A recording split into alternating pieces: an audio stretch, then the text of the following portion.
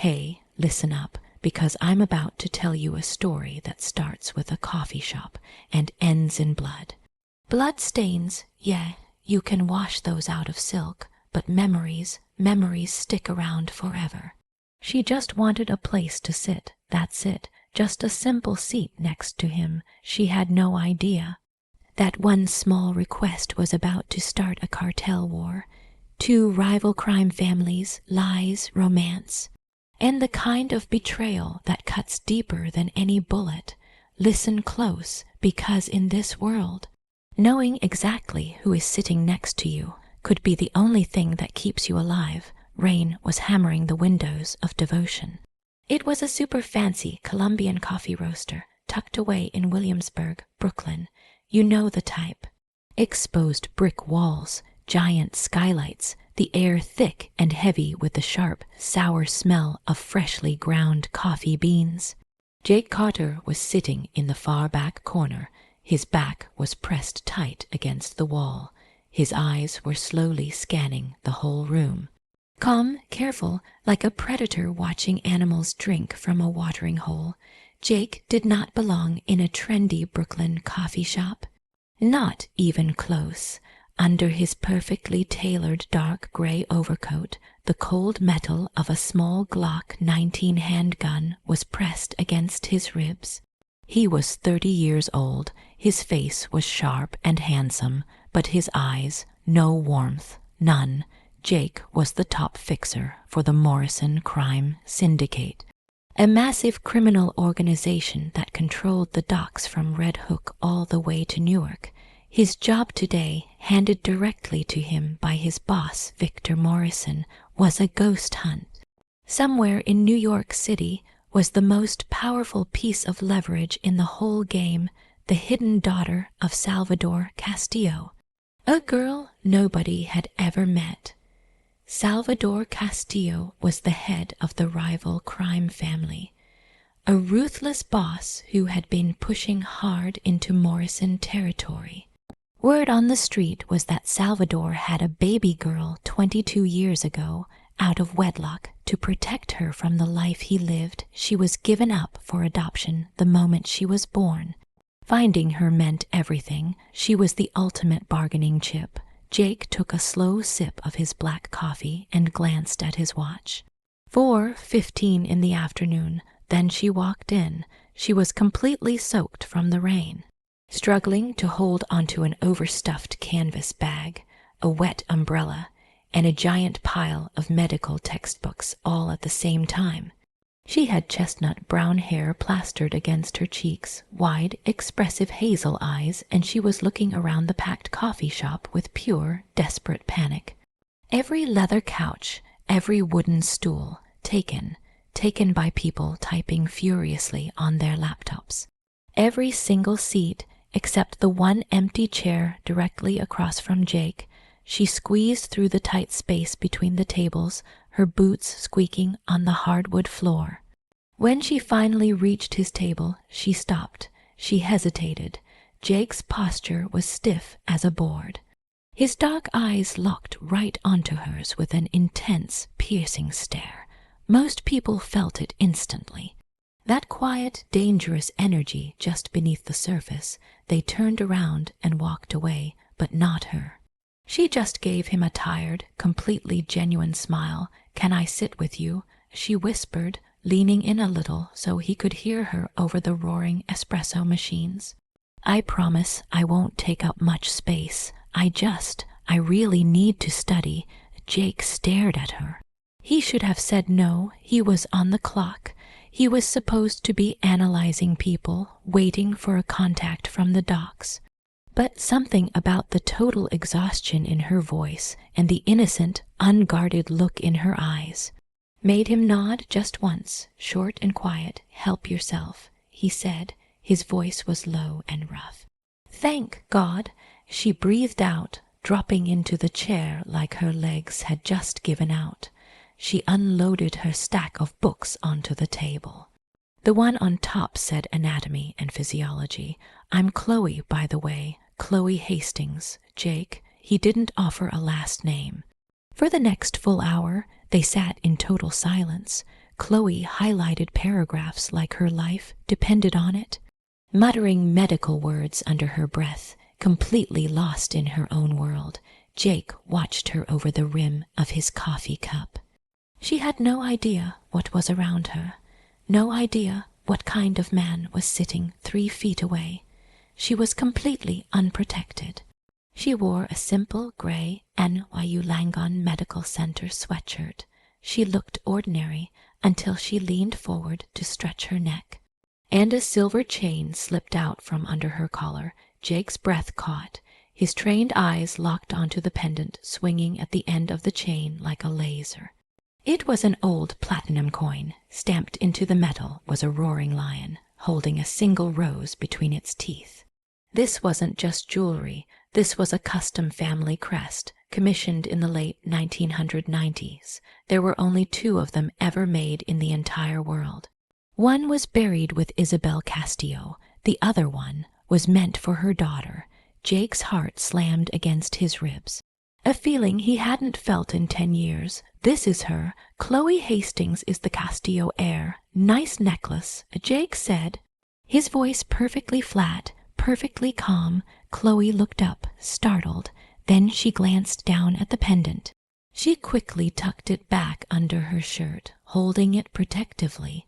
Oh, thank you, it was. It's the only thing I have from my birth mother. My parents, my adoptive parents up in Scarsdale. They told me it was wrapped in the blanket I came home in from hospital. She smiled, a sweet, heartbreaking little smile that hit Jake like a fist to the chest. I like to think it means she loved me, whoever she was. A lion holding a rose. It's poetic, isn't it? Yeah, Jake said smoothly, not a single muscle in his face moving. Poetic. His phone buzzed in his pocket. A text from Victor Morrison. Any leads on the Castillo girl? We need her before the meeting on the 28th. Jake looked at Chloe. She was chewing on the end of her pen right now, frustrated by a chapter on the heart. She was soft. She was kind. If he handed her over to Victor Morrison, she would be tortured, used to force Salvador's surrender, and then quietly dumped in the East River. That was just how their world worked. Jake slowly pulled his phone out. His thumb hovered over the keyboard. He looked at her hazel eyes one more time. He typed back, "Nothing yet. The trail is cold." He hit send. And just like that, he committed treason against the most dangerous crime family in New York. You look stressed, Chloe said, tilting her head a little. Bad news, just work, Jake said, slipping the phone away. He leaned forward and rested his elbows on the table. You look like you could use a break from studying. Have you ever eaten at Leander's? Chloe laughed out loud. A full, rich musical sound that cut right through all the noise of the coffee shop. The Michelin-starred seafood place. Do I look like I can afford $5 tasting menu on a nursing student's budget?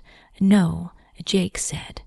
And for the first time in years, a real, genuine smirk touched the corner of his mouth. But I can. Let me take you to dinner, Chloe. She blinked. Caught completely off guard, the dangerous, looking stranger with the ice-cold eyes was asking her out. Why? She asked. Because you asked to sit with me, Jake said softly, and I think that's going to change both of our lives. The next 3 weeks were a blur. A beautiful, terrifying, intoxicating blur. Jake Carter, a man whose hands had blood on them from 100 different crimes, somehow found himself playing the role of a charming, successful businessman. He took Chloe to places she had only ever dreamed about, high-end restaurants in Tribeca, late-night jazz clubs in Greenwich Village, long, slow walks through Central Park, where the autumn leaves were turning a blazing, brilliant red. Chloe was falling fast. She thought Jake was mysterious, fiercely protective, completely devoted to her. He remembered exactly how she liked her coffee. He rubbed her shoulders when she came home after 14 hours on her feet at NYU Langone. He looked at her like she was the only living thing in a world full of ghosts, but Jake was suffocating. He was living two completely different lives. By day, he was secretly destroying the Morrison family's search efforts, feeding Victor false information, pointing them toward Chicago, toward Miami, anywhere but here. By night, he was sleeping in Chloe's cramped East Village apartment, waking up drenched in cold sweat. Terrified, he would look over and find someone standing above her bed. The whole thing finally fell apart on a freezing Tuesday night in late November. They had just left a private movie screening near the Upper East Side. They were cutting through a dark, narrow alley near 72nd Street to reach Jake's black Audi RS7 parked on the street. Chloe was laughing, her arm looped through his, her head resting against his shoulder. "I still can't believe you predicted the ending." She giggled, her breath making little white clouds in the icy air. "I have a knack for seeing betrayal coming," Jake said. Before Chloe could even ask what he meant by that, Jake stopped dead in his tracks. Every single muscle in his body went rigid. His hand shot out, flat against Chloe's chest, pushing her firmly behind him. "Jake, what's wrong?"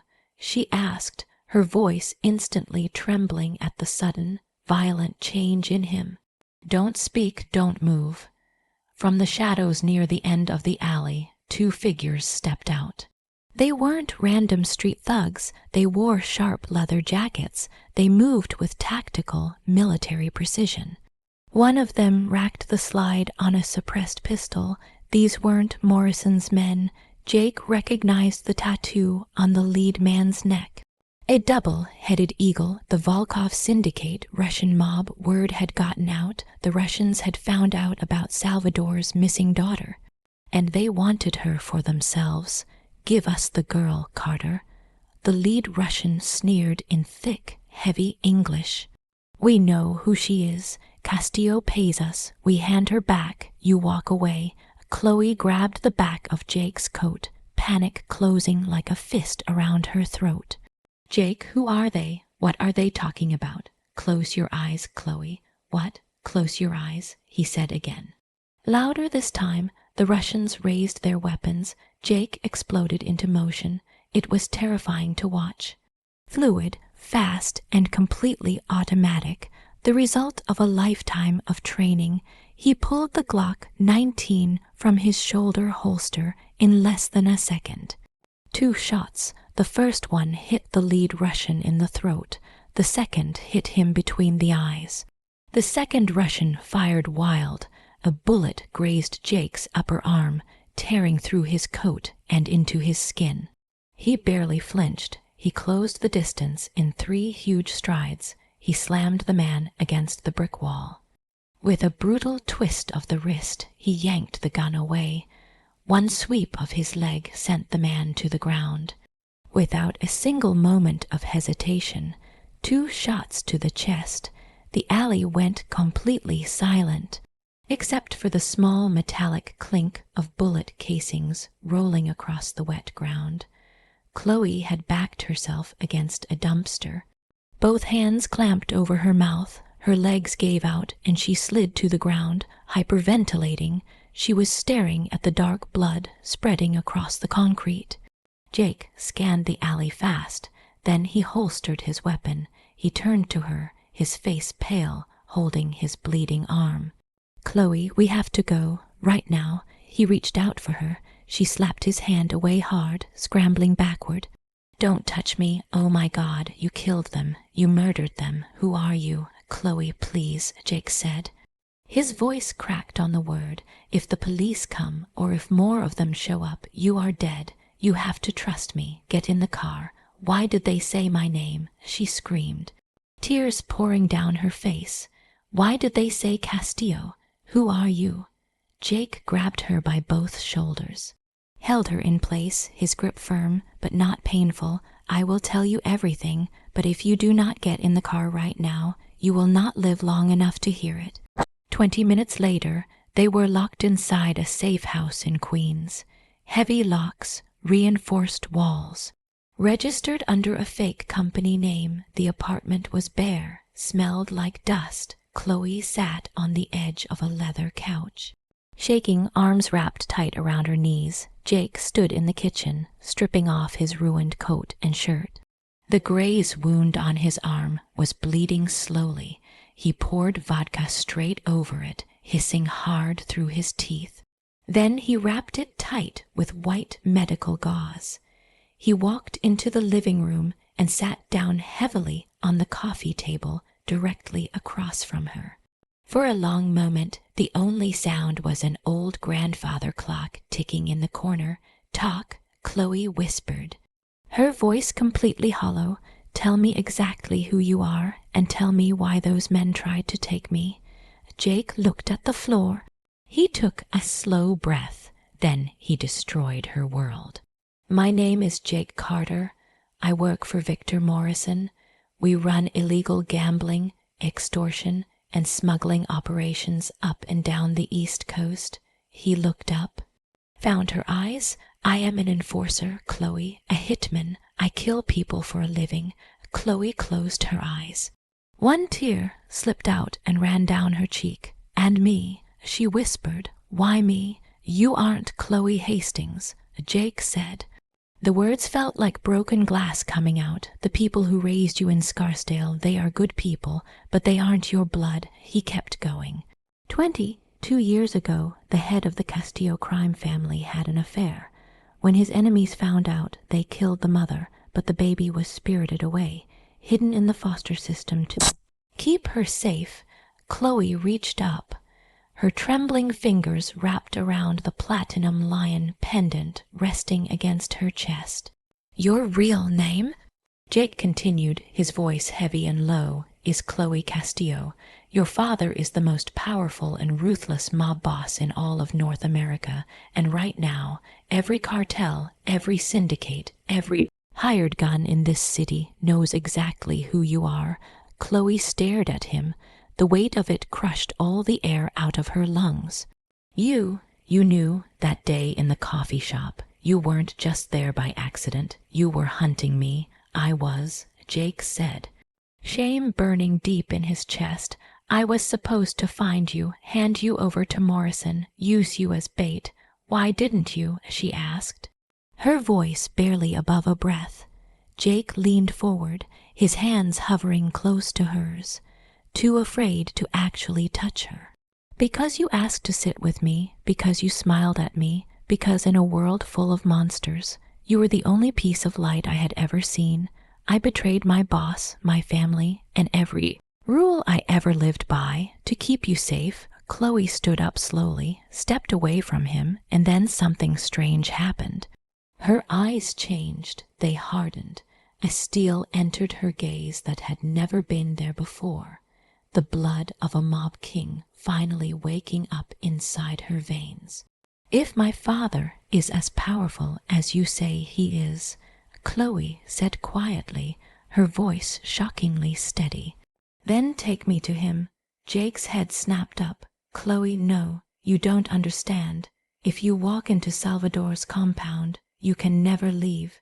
You will be a Castillo forever." "My old life died in that alley," she said, flat, final. She looked at the dried blood on Jake's hands. "Take me to my father, Jake, or I swear to God I will walk out that door right now and find him myself." The drive to Long Island took exactly 47 minutes in Jake's stolen black Mercedes G-Class SUV. The silence inside that car was heavier than the Kevlar vests stacked in the trunk. Chloe stared out the window as the industrial landscape of Queens melted slowly into the massive, manicured estates of the North Shore. She held the platinum lion pendant so tight that the metal was cutting little half, moon marks into her palm. Jake gripped the steering wheel, knuckles white. He was driving straight into the center of the Castillo Empire. A heavily fortified 40-acre estate overlooking the cold, freezing waters of the Long Island Sound. He was a dead man driving. as a known enforcer for Victor Morrison. Pulling up to Salvador Castillo's front gate was basically signing his own death certificate. "When we get to the gate," Jake said, his voice quiet and tactical, "you do not speak, you let me do the talking. The guards are ex-military, they carry high-powered rifles. If you panic, they will shoot first and ask questions never." Chloe didn't look at him. "I won't panic." Her voice had none of the bright, nervous energy that had first pulled Jake in at that coffee shop. The died nursing student had been left behind in that bloody alley on 72nd Street. In her place sat a woman calculating her own survival. They rolled up to a pair of massive black iron gates. Two men in full tactical gear stepped out of a stone guardhouse, rifles raised, blinding white lights cutting through the dark. Jake killed the engine. He raised both hands slowly out the window. "Jake Carter," he shouted over the howling wind. "Morrison Syndicate, I am unarmed, and I am bringing Salvador exactly what he has been looking for 22 years. A tense minute passed. The guards looked at each other. One of them pressed his radio slowly. The massive iron gates swung open with a long, heavy groan. They were escorted up a winding gravel driveway to a limestone mansion that looked less like a home and more like a fortress straight out of Europe. Inside, the wealth was suffocating. Crystal chandeliers hung from soaring ceilings. Imported marble floors stretched in every direction. Priceless paintings covered every wall, but the beauty was cut through by the sheer number of armed men moving through every corridor. They were brought into a massive, dark study. It smelled of mahogany wood, expensive cigars, and old money. Behind a huge oak desk sat Salvador Castillo. He was 60 years old, but he moved with the kind of dangerous, coiled energy that belonged to a man half that age. He wore a custom-tailored suit that probably cost more than Chloe's entire college education, silver hair. Sharp jaw and hazel eyes the exact same shade as Chloe's, but completely emptied of mercy. Standing to his right was his second in command, a gaunt, cold man named Arthur Reeves. A man with a reputation for doing very bad things to people who crossed him. Salvador didn't even glance at Jake. His eyes locked onto Chloe the instant she walked through the door. The entire room seemed to freeze. "Who is this?" Salvador demanded, his voice low and heavy like distant thunder. Jake was immediately forced to his knees by two guards. The cold barrel of a gun pressed against the back of his skull. "That's your daughter, Salvador. The Russians tried to grab her tonight on 72nd Street. I brought her to you." Arthur Reeves scoffed and stepped forward. "It's a trap, boss. Carter is Morrison's top trigger man. He brought us a fake to get inside. Shoot him and throw the girl in the Sound." Chloe didn't even flinch. She walked right past the armed guards, ignoring the guns pointing at Jake. She walked directly up to the big oak desk. She reached under her bloody sweatshirt. She unclasped the silver chain. She dropped the heavy platinum coin right onto the polished wood. It landed with a deep, ringing thud. Salvador stared at the roaring lion, gripping the rose. His hands, the same hands that had ordered the deaths of hundreds of people, began to tremble. He slowly looked up at Chloe. "Isabella," he whispered. His iron mask cracked for just 1 second as he saw the ghost of the woman he once loved looking back at him from Chloe's face. "My name is Chloe," she said, her voice clear and steady, filling every corner of the grand room.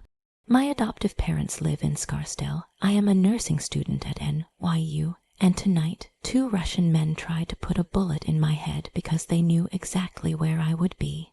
She turned her sharp gaze to Arthur Reeves.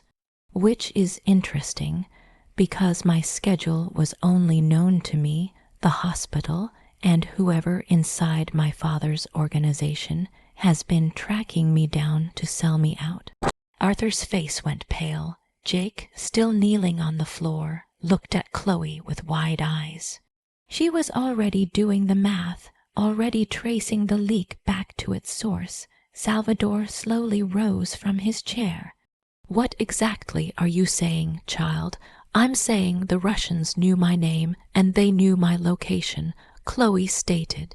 Her voice calm, clinical, the same cold focus she used when she was studying in anatomy lab. "Jake has been covering my tracks from Morrison's side, but the Russians, someone tipped them off, someone who already knew about the Castillo bloodline and wanted to start a war between you and Russians to weaken your forces to create chaos." She pointed directly at Arthur. "Someone high up. She's lying," Arthur shouted. "She's a Morrison plant." He reached inside his jacket. He never got there. Salvador's hand moved like lightning. He pulled a revolver from his desk drawer and put a single round into Arthur's shoulder. Arthur hit the floor, screaming. The guards instantly stepped back, weapons lowered. Salvador walked slowly around the desk. He stopped just inches from Chloe. He studied her face in silence. Then his rough thumb gently brushed a smear of blood from her cheek. "You have her eyes," Salvador murmured, soft, almost broken. Then his gaze shifted down to Jake, still on his knees. "And what about the Morrison dog? Why did he betray his own boss to bring you here?" Chloe looked back at Jake. "The man who had lied to her, the man who had killed for her, the man currently waiting for a bullet." "He belongs to me," Chloe said. The words rang with total, absolute authority. "He is under my protection. Anyone who touches him answers to me." Salvador Castillo threw his head back and laughed. A deep, dark, booming sound that chilled the blood of every man in that room. "Welcome home, Chloe." The transition was violent, and it was absolute. In less than a week, Chloe's cheap medical textbooks were replaced by thick ledgers detailing illegal shipping routes out of Port Newark. Her cramped East Village apartment was traded for a full suite inside the Castillo mansion, but the war had already begun. Victor Morrison, furious at Jake's betrayal and the discovery that the Castillo heir had been found, launched a brutal offensive. The streets of New York became a war zone. Warehouses were set on fire. Family lieutenants were gunned down outside restaurants in Little Italy. The whole thing came to a head on a bitter, cold night in mid-December. Victor Morrison asked for a sit-down. A truce meeting. The location was supposed to be neutral ground, an abandoned meat packing warehouse in the Bronx. It was obviously a trap, but turning it down would look like weakness. Chloe insisted on going. She wore a tailored black wool coat over a silk blouse, her chestnut hair pulled back tight and severe. Under the coat, tucked into the waistband of her slacks, was a compact Sig Sauer pistol. Jake walked exactly half a step behind her. A permanent shadow, armed to the teeth. The warehouse was freezing. It smelled of old rust and frost. Victor Morrison stood at the center of the vast, empty concrete floor, flanked by a dozen heavily armed men. Salvador walked forward, Chloe and Jake at his side. "Salvador," Victor sneered. His eyes slid over to Jake with open contempt. "I see you brought my stray dog and the little princess. Watch your mouth, Victor," Salvador said. "Low and dangerous. You asked for a meeting. Talk. There is no meeting." Victor smiled, thin and cruel. "Arthur wasn't the only one on my payroll. Half your guards standing outside right now belong to me." The heavy metal warehouse doors slammed shut. The grinding screech of metal echoed through the entire building. From the upper catwalks above, red laser sights cut through the darkness. Red dots painting themselves across Salvador's chest. "Kill the old man," Victor said coldly. "Take the girl and the traitor alive." Everything exploded at once. Jake grabbed Chloe by the collar of her coat and threw her hard behind a rusted piece of industrial equipment as automatic gunfire tore the air apart. Concrete exploded into dust all around them. Salvador was already firing back up into the catwalks. He dropped 2 of Victor's snipers before a bullet grazed his thigh. He grunted hard, took cover behind a thick concrete pillar. "Jake, we need a way out." Chloe screamed over the roar of the gunfire, both hands pressed over her ears. "There isn't one," Jake shouted back, firing his Glock around the edge of cover. "We have to fight our way to the loading docks in the back." They moved together. Pillar to pillar, the air thick with smoke and pulverized concrete, Jake moved like a machine. Every shot precise, every movement calculated, but there were too many of them. As they pushed toward the rear exit, a massive figure stepped out of the shadows and blocked the way. Victor's chief enforcer, a huge man named Marcus, holding a pump-action shotgun. Jake's gun clicked empty. No time to reload. Marcus pumped the shotgun once, aimed it straight at Jake's chest. Time seemed to slow down for Chloe. She watched the man she loved about to die in front of her eyes, and then something took over. Not fear, not panic, training. The human body is fragile. The carotid artery runs exposed along the side of the neck. 3 pounds of pressure is all it takes. Without a single conscious thought, Chloe pulled the Sig Sauer from her waistband. She didn't hesitate. She didn't shake. She stepped out from behind cover, raised the gun with both hands, exactly the way Jake had shown her on the shooting range back at the estate. And she squeezed the trigger. The recoil snapped her wrists back hard. The bullet hit Marcus perfectly on the side of his neck. A bright red spray painted the rusted metal door behind him. He dropped the shotgun. Both hands flew to his throat as he crashed to his knees. Jake stood completely still, breathing hard, staring at her, his eyes wide with something between horror and absolute awe. Chloe lowered the gun, her face pale as chalk, but her eyes burned with a fire that hadn't been there before. "Reload," she said, cold and quiet. They broke through to the loading docks just as Salvador's loyal reinforcements stormed the warehouse. The tide turned instantly. Victor Morrison, realizing his trap had completely failed, tried to run through a side alley. Salvador caught him. There was no conversation, no dramatic last words. Salvador put a single bullet between Victor's eyes. The Morrison syndicate was finished. Hours later, police sirens wailed somewhere in the distance. But the Castillo convoy of black SUV was already swallowed by the night. Long gone, Chloe sat in the back of the G-Class. Her hands stained with gunpowder and dried blood. Jake sat beside her, carefully wrapping a bandage around a deep cut on her palm. He looked at her, searching her face, looking for the innocent girl who had once asked to share a table with a stranger in a Brooklyn coffee shop. She was gone. In her place sat a queen who had just claimed her throne in blood. "Are you okay?" Jake whispered, his rough thumb tracing gently across her knuckles. Chloe looked out the window at the city lights gliding past. The city that she and her father now completely controlled. She leaned her head onto Jake's shoulder. She felt the comforting, familiar weight of his holstered gun press against her cheek. "I am exactly where I belong," she said. The smell of roasting coffee no longer brings her peace. Chloe Castillo traded her medical textbooks for ledgers filled with blood and power. Jake stands faithfully in her shadow, the assassin who was tamed by the very girl he was sent to destroy. In this brutal world of lies, power, and love, she finally found her real family, and today, she never has to ask for a seat at the table.